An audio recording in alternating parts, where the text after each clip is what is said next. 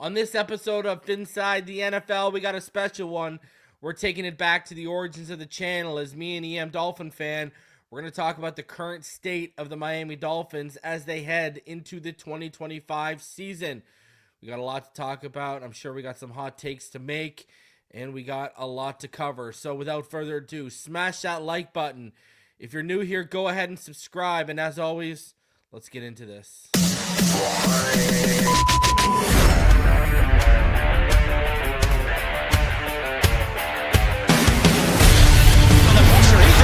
Loses the football. Touchdown! Got it! You have got to be kidding me.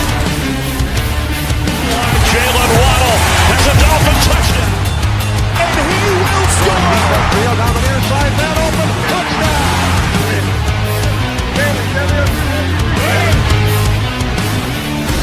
The run from Tua Tagovailoa. Touchdown! He's going deep. He's got it for a touchdown again.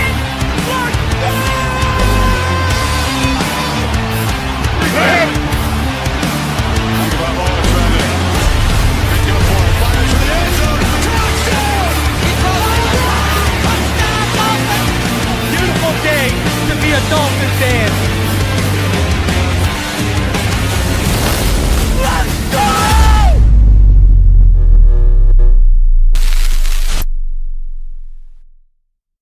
What is good, Fin Nation? What's good? It's your boy Reason, and we're back here for another one. And it's been a while, but EMdolphinfan is back in the building, brother. Appreciate you coming through. Bro, I still get fucking goosebumps with that intro. You know what I mean? So, but damn, Reason, it's been way too long, bro. Yeah, way too long, man. What's good? Man, we already got over 120 in the room. Smash that like button as you come through. Yeah, it's been a while, man. And I know we tried to do this every year, the State of the Miami Dolphins address. I don't know if we did one last year, but I know we tried to do one at least every year. Man, I'm excited for people, you know, for all of you who are new around here. When Phinside The NFL started back in April 2020, me and EMdolphinfan, this man used to be on screen all the time. He wasn't just an avatar back then. And yeah, for all you OGs in the chat, you'll remember the conversations, right? So we are the OG original duo, right? So the dynamic duo is back. Duo is back. So, you know, like people that's been following the both of us for a while, they know how we conduct our business, and you know, it's time to shake something. You know what I mean? Nobody shakes the community like EMdolphinfan or Reason 13, baby. This is just the reality of the situation. So yeah, it feels good to be here, bro. The old name Reason 13, a lot of people won't remember that, right? Because it's pretty much been dropped, the 13 on the end. I know, right? All right, we're taking it back. We're taking it back today, bro. Let's not waste any time though, because listen, Mike McDaniel, me and you were having an interesting conversation yesterday when we were on the phone about Mike McDaniel. You're out on Mike McDaniel. Yeah. I've been out. You sound, Reason, your audio, you sound a little far away. Is that me or is it you? I mean, you didn't. No, I don't know. Okay. I mean, I can hear you, but you didn't sound nowhere near as clear as you did a minute ago before we went live. But but absolutely, I've been out on Mike McDaniel. You know that, and people that that I still that I'm in contact with consistently. You know, I've been out on Mike McDaniel for a while. I never wanted him as the head coach to begin with. You know that. Again, people that's been in communication with me over the years, y'all know how I felt about it initially. You feel those individuals know how I feel about it now. I've been out. But unfortunately, it's just the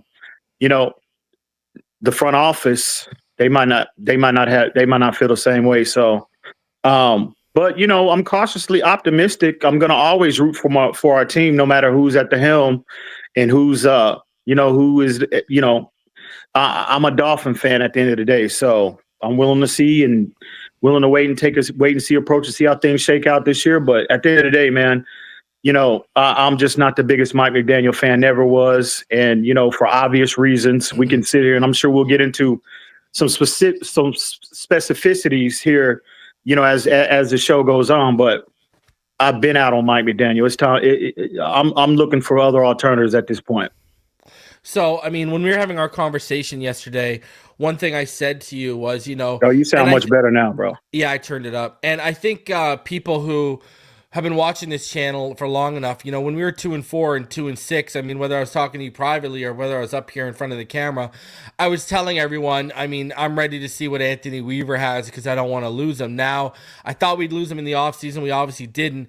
And I've said this, and I have to repeat myself. But my whole thing is like, you got to kind of treat this. You got to learn from your mistake with Brian Flores, right? In terms of, don't treat this like how you did Brian Flores. You knew in October you were going to get rid of Brian Flores, but you waited until the end of the season. Now, back then you didn't have a quality, in my opinion, qualified guy that could step in for Brian Flores at that time, right? Now the times are different. You have Anthony Weaver, and I've said this to you, and when I was talking down with people in Miami, I said this. It feels like we found with Anthony Weaver, you get that sense of like, he's the balance we've been looking for between Flores and McDaniel of no nonsense 110%. when you're in the building and when you're on the field, but at the same time, he has that approachability, right? Like the guy's got a smile that could light up in the room, but you don't want to turn that smile into a frown and make him mad because it's not going to end well for you, right? Like it feels like we've got that perfect balance with him. Now, that said, Mike McDaniel could go off here and lead us to the AFC Championship, and I mean, you won't hear a peep from me about this anymore, but kind of like with Tua's injury history, we kind of go off of what we've historically seen with Mike McDaniel. And, like I was on Twitter today, and I saw someone make a comment about Tua Tagovailoa and how, Tua's a slow mental processor and he doesn't even audible. And, I laugh whenever I see these comments because first of all, you care to put a name on that reason? I don't remember who it was. I don't remember who it was. It was some random person on X that didn't even have a profile picture. And the person, and my whole thing with that is, you had the conversation last night. This is why I was so high on Jackson Dart, because of how great of a pre-snap processor he was from that read option, from that RPO offense. And I feel like that's what really helped Tua get to where he is, because he's one of the best pre-snap processors. He's one of the better processors in the NFL right now. But Mike McDaniel, man, for as much credit as people try to give him for Tua's resurgence, I mean, the reason why you people don't see Tua Tagovailoa audible a lot is because the play's getting in with 15 seconds, and then said play has about 3 different freaking motions, right? And the motions are going to show you what the coverage is, and it's going to help you process what the defensive look like is going to be. The problem is, by the time you get through those motions, there's 3 seconds left, and what are you going to audible to? Every other play has at least one motion in it. Like, it's little things like that when you're talking about the specifics. We're going to get into Mike McDaniel. It's the time management, right? It's doesn't understand lack of commitment to the run game when the run game is when the run game is working. And again, the irony, doesn't know when to ride that balance. That's what I was going to say. The irony behind that. I mean, he earned his bones allegedly as a run game coordinator. You would think that would be the priority, but this is where I'm the most critical of Mike McDaniel. Okay. And I'm going to circle back to when he was initially hired, right? Again, the moment this was made public, right? When Tyreek Hill was on that I forget which podcast it was. I forget exactly which one it was. It was his own, wasn't it? When he had his own. It might have been his own. It might have been his own. And he said the first thing Mike McDaniel did when he shook his hand, first thing came out of his mouth, it wasn't anything about, are you getting settled in? Are you getting settled into South Florida? How's the family, et cetera, et cetera. The first thing came out of his mouth was 2,000 yards. So he clearly is let the world know, right? Well, Tyreek Hill let the world know what his priorities were. And, we've talked about that, you going back day one, Mike McDaniel's first year. I felt like both of us felt like that McDaniel was prioritizing records. You know what I mean? 2,000 yards, prioritizing getting to an MVP level, right? Which, again, in terms of putting players and setting them up for success, that should be the priority of every coach.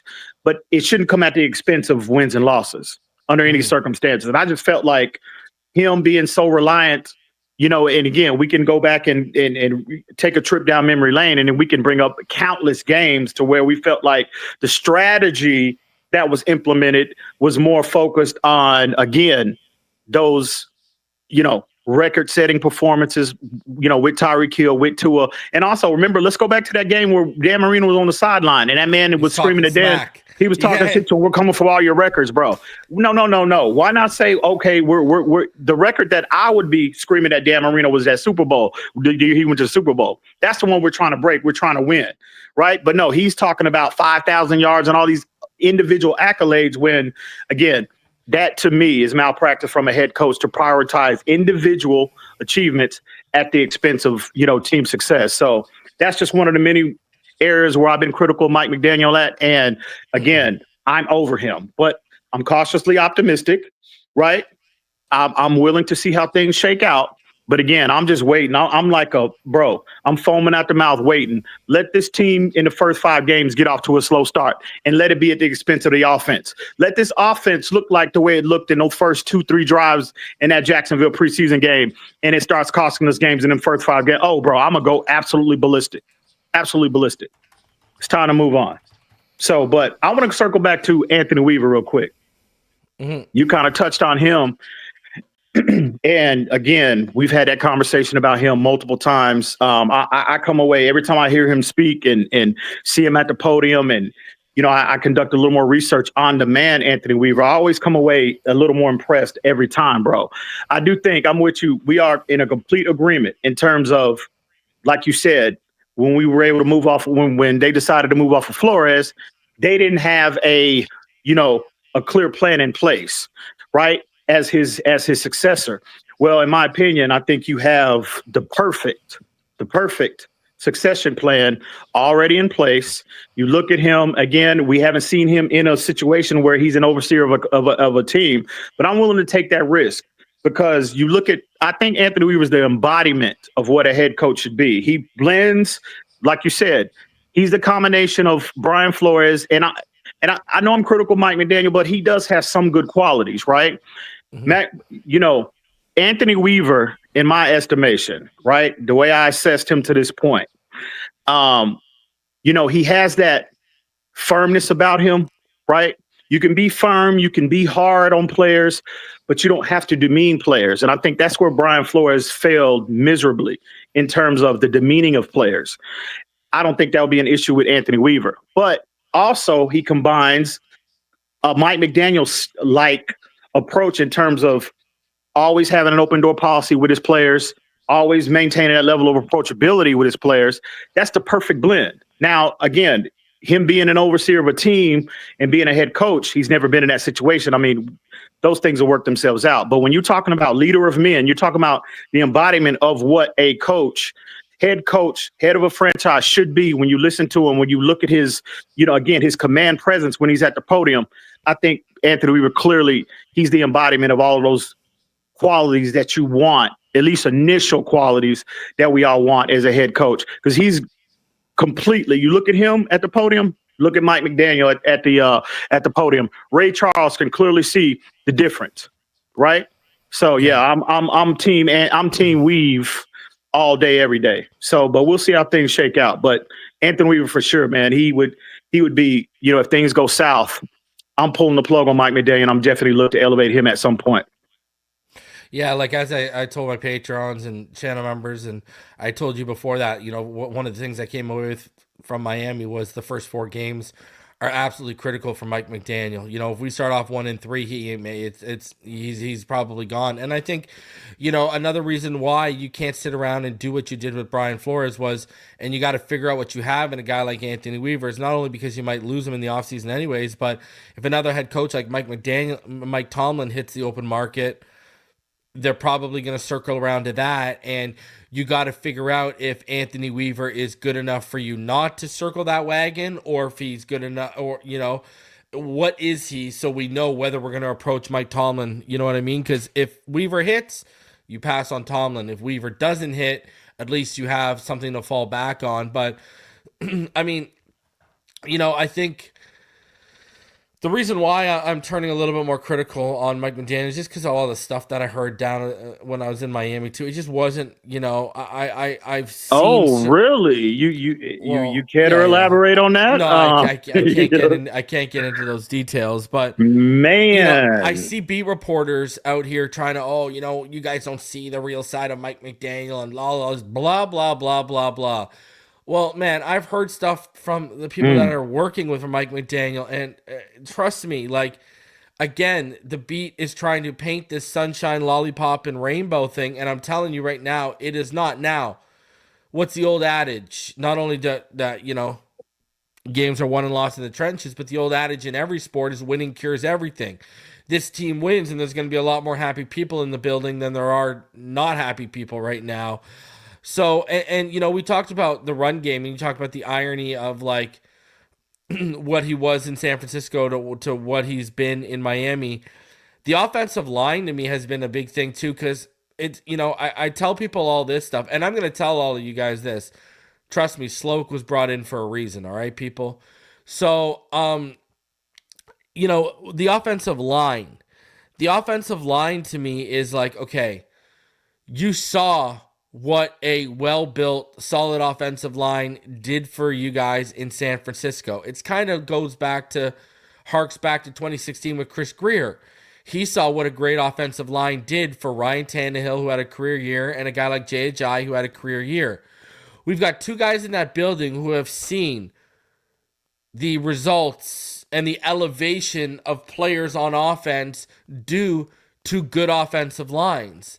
And yet they continue to try and make, round pegs fit in square holes. I'll give you an example. Liam Eichenberg, right? You see them, Larry Borum, instead of admitting, hey, we haven't got the right guy, they went out and their answer was, well, okay, we'll add Kendall Lamb, when, that's all fine and dandy 2 years ago. But now Kendall Lamb, his mind might be 1 foot out the door, but his body might be 2 feet out the door with where he's at physically right now. You look at, it's just this offensive line, they don't know when to just admit their mistakes and turn over. Keon Smith, how many times I got to watch Chris Greer this offseason alone go up there and praise Keon Smith? Now, he got better the last 2 preseason games when they stuck him at left tackle and they stopped playing around with him. But am I really going to put any type of belief into Keon Smith or Liam Eichenberg or Larry Borum if we're dealing with injuries? It's like Austin Jackson. Guys, it's been since 2020. He's hurt more than Tua Tagovailoa. You just restructured this guy for $16 million. You're on the hook for $16 million next year, instead of just saying to yourself, you know what? Swing and a miss, we whiffed. You know what I mean? And just going out and finding, whether that's through spending some money or whether that's going right back into the draft and finding a replacement. They continue, we'll make it work. And, I talk about this. This guy's not Teron Armstead, EM. Like, it's not like, okay, you're so great that we'll put up with all the injuries, and if we only get you for 10 or 12 games because you're top 3 tackle when you're healthy. We're not talking about that with Austin Jackson. We're talking about a guy who had like 1 good year, got some money, and he's gone right back to what he was before that, and that's an injury-plagued player. Now, do I think when he's healthy, the screen game on that right side could be exciting, 110%? Do I think him and James Daniels in the run game, this run game with a healthy Austin Jackson, with a healthy offensive line, could be really moving people? But the issue is, we've been down this road before, and if people want to say, Tua's just going to get hurt again, then what are you going to say about certain offensive linemen who have been nothing but hurt since they've come to Miami? And I'm looking at Austin Jackson. Where are you at with this offensive line right now? Do you like the depth that they have? I know since back you were on this channel, the saying on this channel has always been this offense will go as far as the offensive line takes them. And like I said, when the first 5 are healthy, when the top 5 are healthy, I think this could be a top 15 offensive line. The problem is, can we expect them to be healthy? Yeah. Well, I will say with the starting unit, I have a level of encouragement. The durability concerns are definitely, alive and well. It's legitimate. We should all have a level of concern in that regard. But we talked about this yesterday. As far as what brings me encouragement, as far as it's the style of the profile. It's the different. The linemen that they brought in. You selected Patrick Paul. You drafted for Jonas Savaianaia. You bring in James Daniels, right? They profile a different. They profile a little different than what we've traditionally seen under Mike McDaniel as the head coach of as the Miami Dolphins, right? Which again, this was one area where I was critical of Mike McDaniel as well. I just felt like in the past he became too reliant on the outside zone, the stretch format, right? We would have these conversations. I was like, man, the run games needs to be a little more diversified. And maybe he just felt like, obviously he maybe didn't have the personnel for that. But why I'm more encouraged about the type of lineman that they brought in this offseason, again, you look at how, again, the emphasis was on athleticism, which I understand. I don't think they deviated away from that too much. However, there seemed to be a little more emphasis on size and power, and guys that can not necessarily, they can be a little more diverse in terms of, implementing different structures in the run game, right? More power, more gap, more a north and south approach as opposed to being over reliant on that stretch format. So, I'm encouraged with the starting five. You might be a little more critical of Austin Jackson than I am. I happen to be a little more high on him. I think he's an essential piece to this offensive line when he's healthy. But the second, now once we get beyond the starting five, well, that's a major concern for me. Just like any team, a lot of people think that this is a Miami Dolphin issue. No, this generally is an NFL issue. Like, there's first stringers, second stringers, third stringers for a reason. So, but I'm with you. I don't think they did quite enough, in terms of depth. I think the issue is like a lot of these teams you can find serviceable backups, not good, not great, but we even struggle at finding serviceable guys. That's the problem. Like Larry Borum I don't think anyone would call him serviceable. We all thought Daniel Brunskill would be at least serviceable, and he's looked like he struggled in the preseason, right? Like, and Liam Eichenberg, some games you'll get serviceable, some games you'll get mitigated disaster. Yeah, I'm agree. I'm with you. Can you hear me? Is my audio fine? Yeah, okay. You're good. No, you're good. But yeah, I don't think they did quite enough. Bringing Kendall Lamb in, I know he might. We have to see what version of Kendall Lamb we're getting, but. Yeah. I think we can agree that, again, if his health checks out and everything, he's a much better option than what they had with Keon Smith and Larry Borum for sure. You know what I mean? Because he can play right tackle, he can play left tackle. So, but, we'll see. All we can do is play the waiting game and see how things shake out. It is what it is. But the starting five, if health is going to be on our side this year, right, and I'm praying that it is, I think that, that starting five, you said a top 15 unit. I think a lot of it depends on how good Patrick Paul is. If they hit on Patrick Paul, and because I call him the wild card of this whole team, to be honest with you, if Paul is really in a situation where he elevates his game and he's a legitimate tackle, I think he can get beyond that top 15 ranking and maybe elevate themselves in a top 10 status at some point. But I'm with you. I do have concerns though with the depth, the overall depth with once you get beyond the starters. But at the end of the day, man, this is the hand that has been dealt to us, and we got to see how things shake out. But if healthy, we should be fine there. Well, you know what, and this has been a big difference, that no one wants to talk about in our division a little bit, right? When you look at the Buffalo Bills, right, and the starting five that they fielded, they have the least time and games missed across their starting five in the NFL of any team over the last 4 years. Did you know that? They basically, like, when you. I'm sorry, what's that? Can you repeat that, bro? What's that? When you look at the Buffalo Bills, right? Right. Over the last 4 years, they have the least amount of games and times missed of any offensive line starting five in the NFL. Wow, I did not know that. They've played, it's something crazy. They've played like over 80% of their of the time and of the games over the last like 4 years. Their offensive line has been out there. They barely missed any time. And look at Wow, I did not know that. That explains a lot, though. Yeah, when you dive into the numbers and you look at that, well, look at Tua. Josh Allen can create out of structure. Josh Allen can create when it breaks down.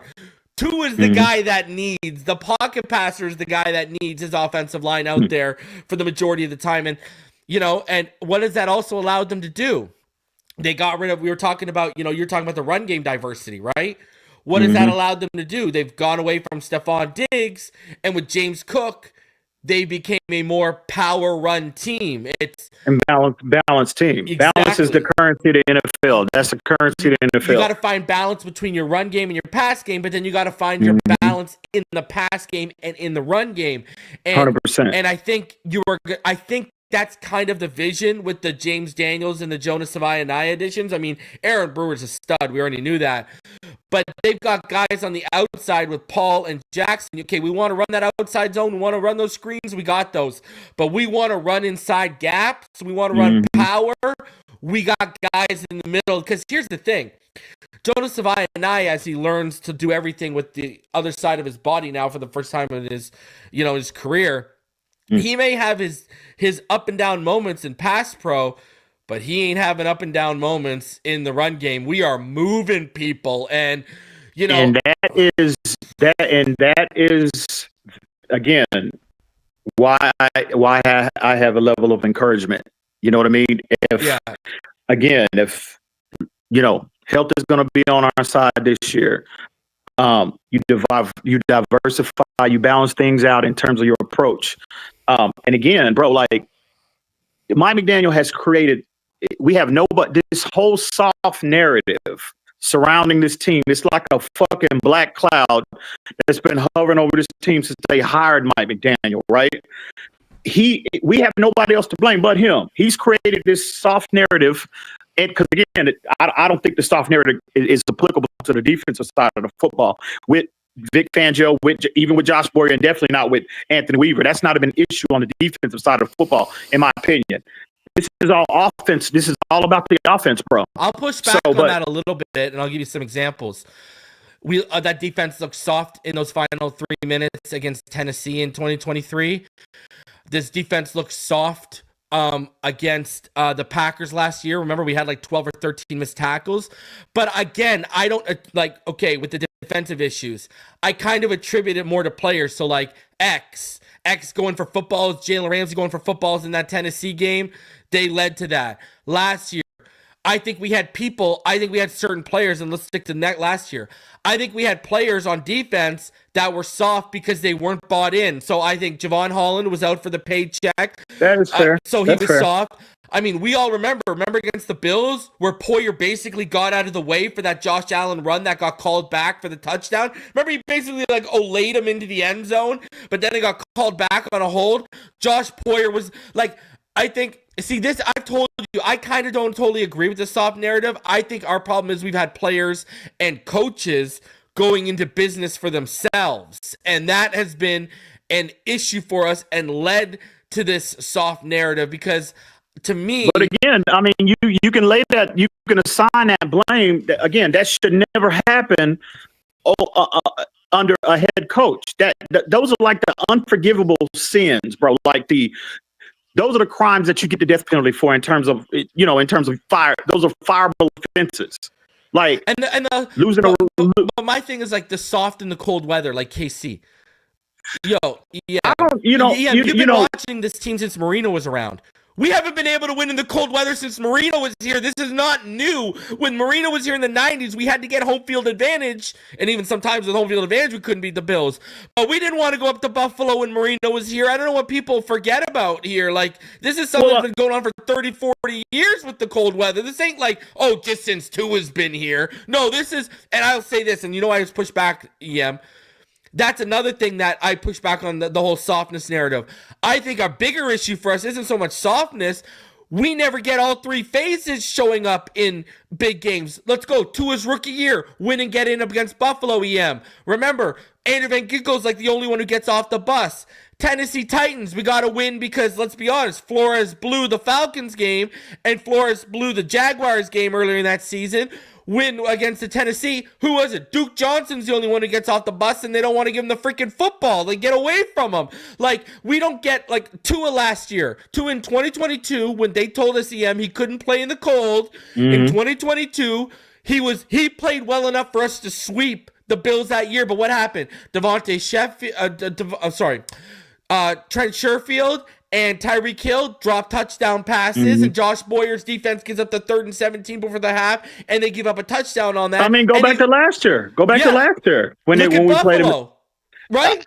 Tua was good enough, EM, but the defense and the special teams put up some of the worst EPA per play allowed ever against a Sean McDermott-led team. Like, even when Tua shows up against the good teams, the other phases can't show up. But then when the other phases show up, like against Houston, when our defense showed up, Tua decides he's going to have an off day. And then it's like, we can't get all 3 phases now. Again, Herbert had a bigger off day in the playoffs against the Texans, but you get what I'm saying. Like, that's a bigger issue for me against these good teams. For me, it's fuck the softness narrative. For me, it's we need all 3 phases to get off the bus. Again, and what's crazy is the last couple of years. Why is it? Why do we have that problem? Right? Again, another issue you can lay at the feet of Mike McDaniel. Why aren't we clicking in all phases when we need to be? But it's been like that since Flores was here. That is true. Well, again, you can blame Flores too. I don't care who the coach is. I go back to some of the players in the room, dog. I think these guys. Bro, I think they were more caught up in that's the thing about the Florida Panthers. The Florida Panthers have proven you can win in South Florida and you can win multiple championships, but you got to be locked in.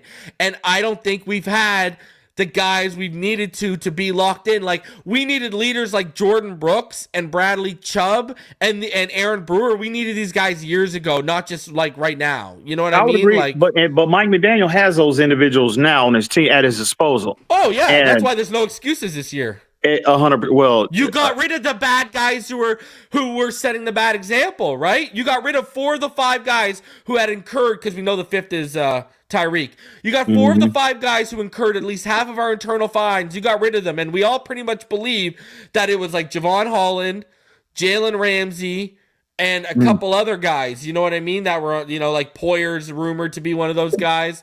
You got rid of them. Okay, so now everyone should be locked in, bro. Yeah, I mean, again, the excuses and the grace period has been expired with me from Mike McDaniel. But again, like I said, bro, like I'm gonna root for for our team to be successful. So it is what it is. But in terms of like the cold there, I don't necessarily. I know what the numbers and I know what the optics look like. When you're talking about is this team, can they win and play well in a cold? I mean, we've seen them do it. I mean, like I understand the Jets are a much inferior team, but at the end of the day, I mean, it gets cold in New York as well, right? Last time I checked. Yeah. You know what I mean? We've seen them play well in cold weather games. It's just, I think it's more of a, where it's more of an issue with playing the upper tier teams. You know what I mean? Again, that's a whole nother conversation, but at the end of the day, man, I'm with you. I'm 100% in agreement. Man, they just can't get clicking in all 3 phases at the, together at the right time when we need them the most. And again, that's a reflection, whether it's Brian Flores, whether it's you or me. Yeah, that's a reflection on the head coach. You got to figure that shit out. You got to figure it out, bro. You're going to blame him because that goes up to the top because that's preparation and mental. And the coach has to have you in that good mental space, and he's got to have you prepared for everything. One of the biggest, and that's why, again, I think. And again, I understand. I saw probably some Mike McDaniel fanboys earlier in the chat. I understand Anthony Weaver hasn't proven anything in terms of it being in that role, but you look at the qualities. I don't think that would be an issue with Anthony Weaver. I think from this perspective, he will figure out a way to tap in and reach every player 1 through 53. Right, get them on the same page, keep them motivated, keep everyone, for the most part, bought in to where these issues of the offense is playing well, but the defense is trash and special teams let you down, right? This consistency of the lack of all 3 phases being in concert when we need them the most. Yeah. I don't think that would be that would be an issue. And again, I could be wrong. Anthony Weaver could be the guy. They can elevate him and he can completely fall on his face. But I'm willing to take the risk from what I've seen and what I've heard from him and the more research I've conducted with him. But you can lay that right at the feet at the head coach, whether that's you, me, Brian Flores, or Don Shula himself, bro. So he has to figure that out. They have to figure that out. Well, I mean, listen, as someone who talks regularly to the EMdolphin, we talk at least a couple times a day. I'm going to explain this to you guys in simple layman's terms. If you had talked to EM privately over the last couple of years, you would see that especially last year, he believed, and you'd have to go back to the early 2000s to probably try and argue him. And even then, he's still got a valid argument. Basically, EMdolphinfan believes Mike McDaniel has squandered some of the most talented rosters we've seen of the Dolphins put together in our life, and in at least me in his lifetime since the 80s. It makes me physically sick. And it makes me physically when you sick. look at the rosters on paper, you would have a hard time arguing that. You really would have a hard time arguing, especially that 2023 team. And I think this is why even the media has turned on us, because they, like you, saw how good that roster was on paper. They saw the trending upwards after 2023 and 2022, and they're like, okay, 2024 is the year they put it all together, because we were a healthy Tua away from arguably getting our first playoff win in 2022 when we went into Buffalo. I truly believe if Tua's healthy and it's not Skyler, we win that game. 2023 heading into week 17 against the Ravens, correct me if I'm wrong, but were we not battling for the number one seed in the AFC, not just the AFC East? So people saw how close we were the last few years and expected us, and last year we fell on our face and was arguably one of the more talented rosters we had put together out of those 3 years. So there's validity to that, people. You got to understand where people's frustrations coming on that. And again, I think a lot of it does come back down to the quarterback's health, obviously. But at the same time, with everything that was invested in Skylar Thompson, with the backups you brought in, with the offensive genius label that's been attached to him, our results should have been much better without Tua in the lineup. We couldn't even keep afloat. We were drowning from day one. And then, let's talk about Tua for a second, EM. This is a big year for Tua. And we were talking about this last night. I don't know reason. Listen, I understand. I'm well aware of where I'm at. Like, I'm a Tua fan, yeah, okay. And I know where you're heading with this, but we were talking yesterday specifically about a period of time in last season with Tua, and I think people forget this too. And this could be even a further indictment on McDaniel if you really want to go there. However, but you look at those first 6 games he came back after the concussion, EM, and there might not have been a sharper quarterback in the NFL over those first 6 games. And it's not like this team went 6-0, EM. They were still finding ways to blow games. Arizona game with the Moser fumble, bad coverage. You look at the Bills game, we had Josh Allen dead to rights. And again, guys who were in business for themselves let us down on defense. And I said to you, if we get that Tua that we were supposed to see last year, that we got a glimpse of before the hip injury, if we get him for a full season, this is a 10-win team, at minimum in my opinion. Where are you at with Tua, and what version of Tua do you think we're going to get this year? Well, I think obviously if healthy, I mean, Tua's going to play well. Yeah. He's gonna put up numbers. He's gonna be statistically he'll be in the top 10 again. But again, where I am with Tua, that's never been a question mark. For the most part, especially recently. But it's about health. And where I am with Tua can't get hurt again this year, bro. Under any circumstances, you cannot get hurt. It is what it is. And again, this is me personally. I understand it's going to rub a lot of, people in the chat and in the community the wrong way, but get over it. This is my opinion. Tua can't get hurt, bro. If he gets hurt again and he misses significant time, it's time to move on, bro. You're talking about one healthy season out of how many? And going back to Alabama, forget the Dolphins. his status as the quarterback of the Miami Dolphins. But going back to Alabama, one healthy year. No, bro, that's unacceptable. No, but I do think Tua, if healthy, if again his health is on our side this year, Tua's going to play well. I think this will be the starting 5 O lineman. This will be one, maybe it has the potential to be the best unit that he's ever had as a quarterback, as the Miami Dolphins, right? Yeah. Again, and I think this is where again my microscope will be on Mike McDaniel. You bring in, you surround him with this level of talent. You have to get this run game back on track. You got to balance things out, bro. I don't want to see Tua where he's dropping back 35, 40 times a fucking game, bro. No, you got his game. Balance is the currency of the NFL. Really, balance is the currency of life.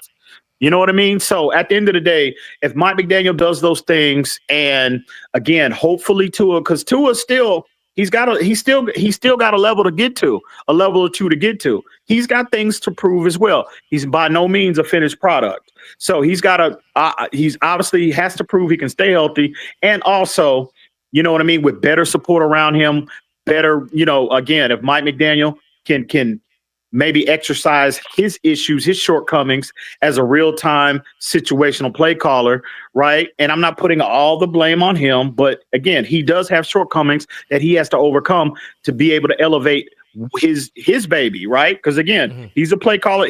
His words, not mine. This offense is his baby. So he has to definitely minimize his shortcomings to put the best product on the field. He's got a lot to prove. Tua's got a lot to prove. But I do feel like if left upright, if healthy, and especially if you're in a situation where the run game is a strength of this offense, I think you can see the most impactful Tua we've ever seen. So I don't have, in terms of Tua, I don't have many concerns about Tua playing at a high level. The concerns I have is whether or not he can stay healthy. And, I think you struck the nail on the head when you talked about the scary thing is we're that confident in Tua's play if he stays healthy, but he still has levels to grow into. And it goes back to Alabama,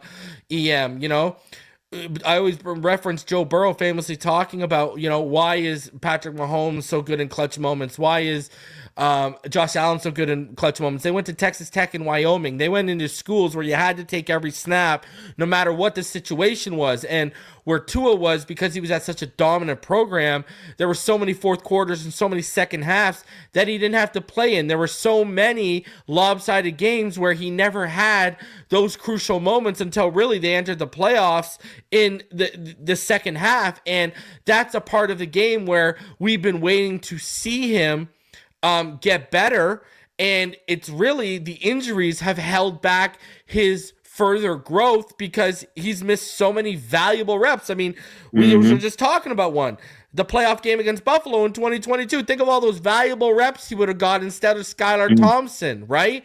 And think of how much that would have hardened him and made him better. Now, I've said this to you. I've said this publicly.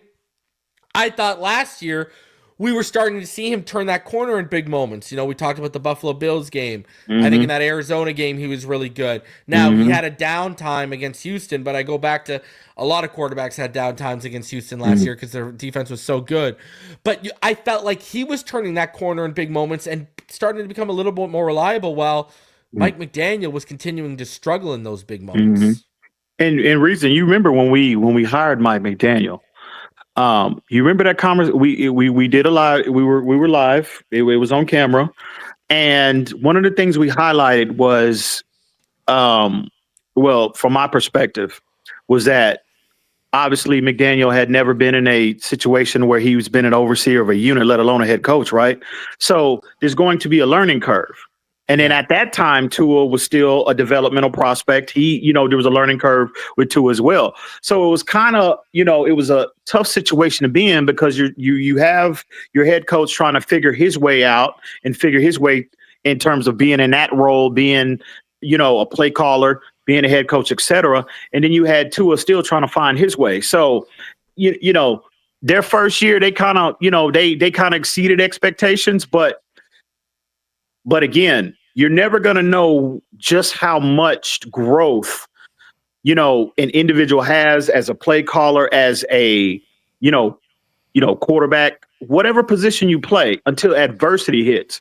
And what has plagued us over the years, those adverse moments against those upper tier teams. And to kind of circle back the point you brought up about Tua, even going back to Alabama, remember Tua would sit a lot of the fourth quarters, right? They'd be up 3-4 touchdowns. Those are valuable reps. And being a player that's able to come through consistently in those clutch moments, that's a skill set, just like arm strength, just like accuracy, just like, spot throwing, you know what I mean? Et cetera, et cetera.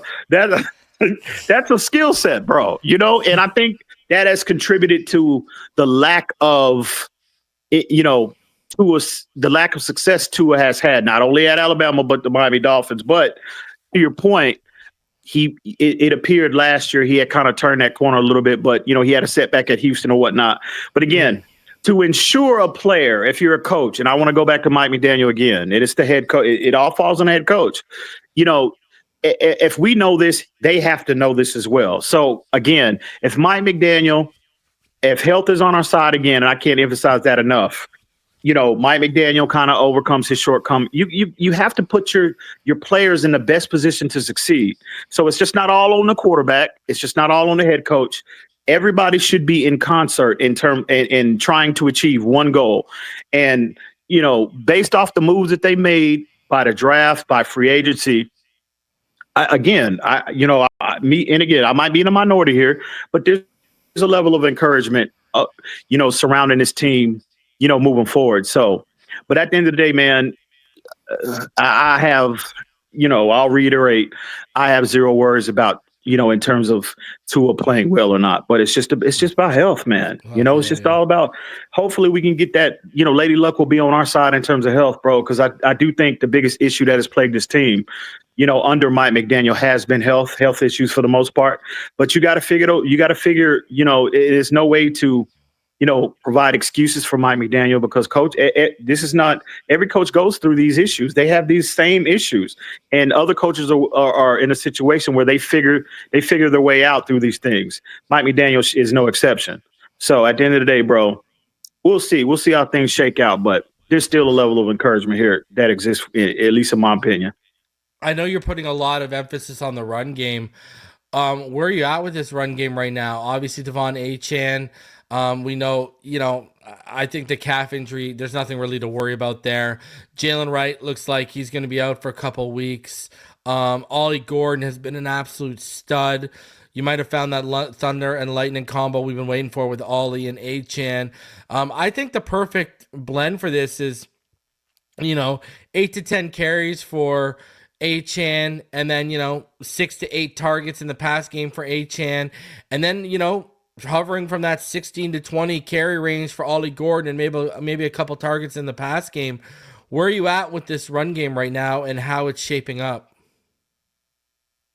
I'm very comfortable with that running back room, to be honest, from a talent standpoint. Obviously Achane is, he is one of the more dynamic weapons we have on his team. The dual threat, he can make plays, obviously on the ground as well as in the passing game as well. Bringing in Ollie Gordon, I'm very, pleased with what I've seen from him to this point. He's still a rookie. They're going to be growing pains, but I just love his makeup as a runner. Physicality, plays behind his pads, right? Very good vision. And I know a lot of people in the communities, they want to, they're quick to, give up on Jalen Wright. I'm not one of those people. Like, there's too much talent there to continue to invest in. For whatever reason, what his growing pains have been, hopefully he overcomes them, but I'm not willing to pull the plug on him. It's too much talent there, bro. But at the end of the day, as a whole, overall, I think to your point about thunder and lightning and with Achane and Ollie Gordon, and again, I'm not willing to give up on Jalen Wright. But if you go back to 2023, when this running game was the most impactful, Achane, right, was not the lead guy. That would have been Raheem Mostert.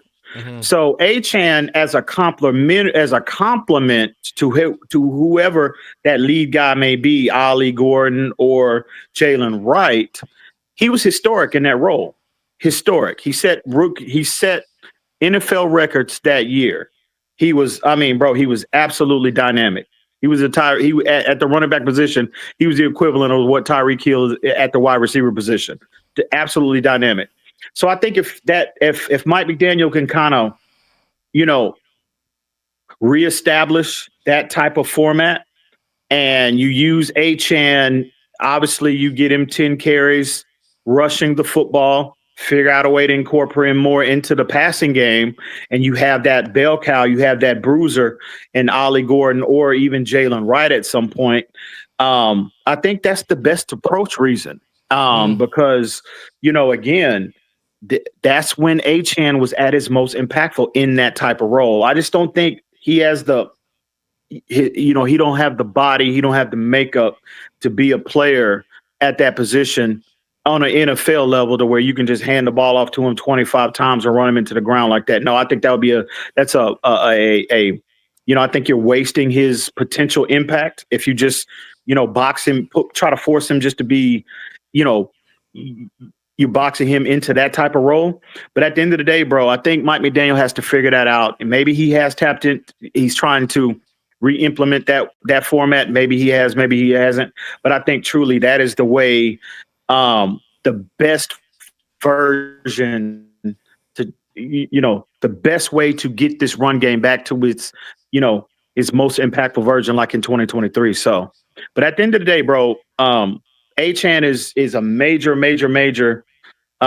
focal point to this offense. And, I'm more than comfortable with what I'm seeing from the run game. But, we got to, again, it's all about health, bro. I will say this, though, in regards to what's going on with him, the calf injury or whatever, all indications that he's going to be, ready to go on, next Sunday.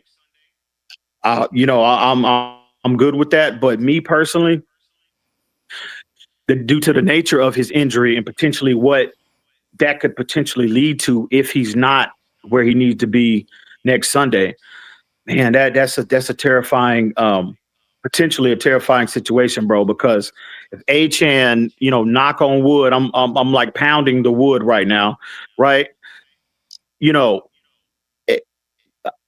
I'm slow playing him because I don't think at least next week, right? Or fast forward to New England, I'm taking a very cautious approach with him because, I mean, if you absolutely have to have Devon Achane to beat the Indianapolis Colts, you want him at his best for the Bills. Or fucking New England Patriots, that's not the team we all envisioned him to be. So I'm taking a very cautious approach with him, but all indications that he's going to be ready to go Sunday. So we'll see. Yeah.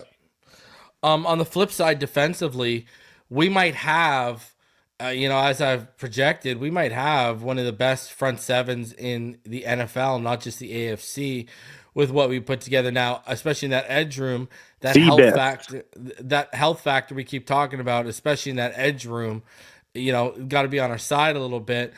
But the dynamic aspect of that defense is you have potentially the best front seven in the AFC.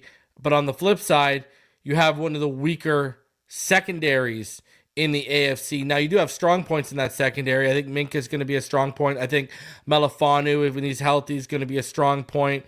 I do think Storm Duck's going to surprise a lot of people, and he's going to emerge as a strong number 2. But now you're relying on guys like Rasul Douglas, Jason Marshall Jr., who's been one of the best surprises of the preseason and training camp, who's now playing in the slot. You're relying on Jack Jones. What are your thoughts on that dynamic aspect of how good the front seven is, but all the question marks surrounding the secondary? Well, I do believe our front seven is definitely one of the best units in all of football already before I've seen one snap.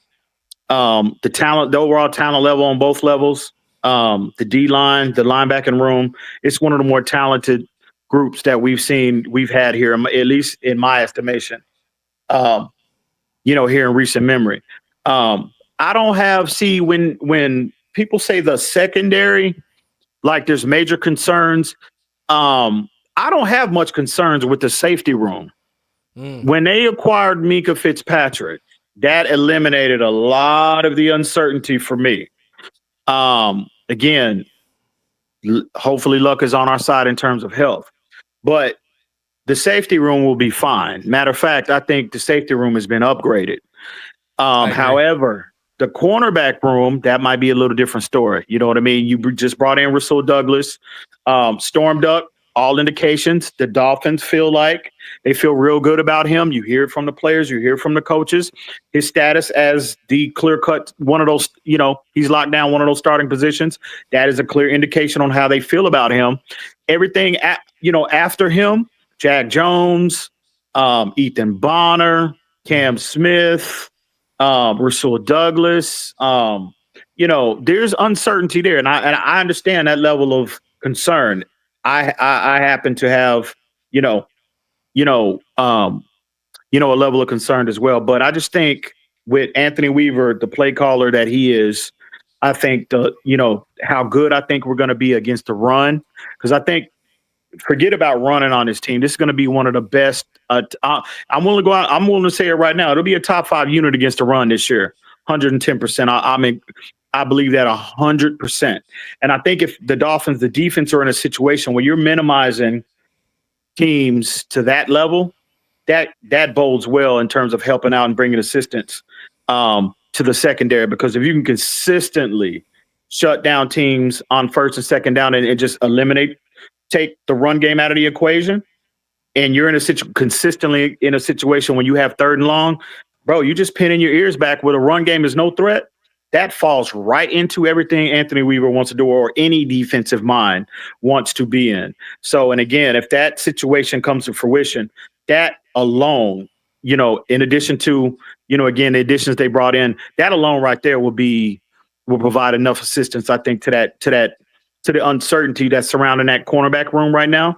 So I know, again, we have to see and we have to wait and see what it looks like on the once they take the field, what it looks like on Sundays. But at the end of the day, the pass rush coverage, pass rush, they all go hand in hand. We know that, and I think personnel wise, not only in the front seven but the back end, they got more than enough from a talent perspective to be a lot better than what people realize that people are giving them credit for at this stage. But at the end of the day, man, I just think this is going to be one of the better units on the defensive side of the football. And I think we'll be fine at the end of the day, bro. Are you letting everyone know? I know they haven't had a chance to hear your take on the 2025 draft class. Oh, I mean, I think it was exactly what the Dolphins needed. Exactly what they needed. They needed what? Physicality. They needed toughness, right? And I think, again, we have to see it come to fruition on Sundays. But the additions that they made with Kenneth Grant set the tone of that whole draft. And you follow it up in the second round with Jonas Savaiinaio, Jordan Phillips. I mean, you look. He's going to be special, eh? Phillips is going to be special, bro. Oh, listen, I've been on the record. I've had this conversation with you as well as other people in the community. I think at the end of the day, 3 years from now, and we're reevaluating those, this draft class, I think Jordan Phillips has just enough as an opportunity to be as impactful as Kenneth Grant. I agree. Is going to be for the Dolphins. I truly believe that. So at the end of the day, you look at Biggers, you look at, Savaiinaio, you look at Phillips, you look at Jason Marshall Jr., you look at Kenneth Grant, Ollie Gordon. How many players how many draft picks that have made the team? I mean, and that's relatively unheard of, at least here in Dolphin land. You know what I mean? Yeah. So I think they took a huge step in the right direction. I think there's a philosophical, not necessarily complete change, but I think it's been altered to some degree, and that's a positive, right? Because they clearly needed an infusion of physicality, an infusion of toughness, of power. They needed all of that. They needed those elements added to what you already have established, to this point. So I think it was a home run draft overall, bro. And I think we're going to be sitting here, for a couple of years from now, and when we look back, and reevaluate this draft class in a rear view, it's lining up to be one of the better ones historically, to be honest with you. Yeah, so I agree. Shout out to Grow Together. He says, "What's good, EM? Welcome back. Fins up." Dolphin Salute, Knight came salute. through and gifted an NFL membership. George says, "If Mike goes, Chris Green needs to go as well. No way he gets another head coach other than Weaver." So shout out to all of you guys. George, appreciate each and every one of you. Man, that hour flew by, EM. That was a good conversation, bro. We got to do it again. So 100%, bro. guys, It did fly by. smash the like button if you want to see more of EM on the channel. Leave some comments there. Get them all gassed up. All right. Yeah. So I'm gonna get out of here. I'll be back this weekend. So make sure you tune in, and I'm sure EM will be back sooner than later. Always a good conversation. Over 420 of you in the room. Smash that like button. If you're new, go ahead and subscribe. And as always, we'll catch you on the next one. Until then, fins up all day, every day.